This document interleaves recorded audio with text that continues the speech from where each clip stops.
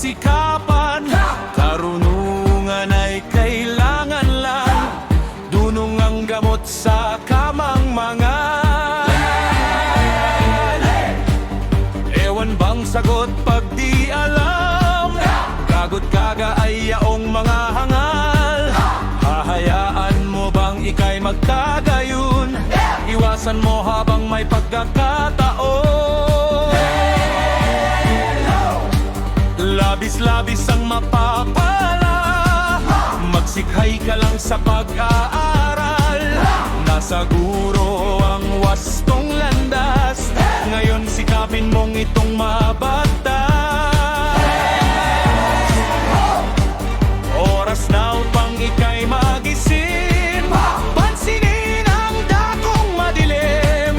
Rehas ng mga tanong ay sagutin, sabihin mong may alam ka na rin. Tatalino ang bawat isa, unawain lang at turuan. Wiwikain ang abakada, yaman at susi sa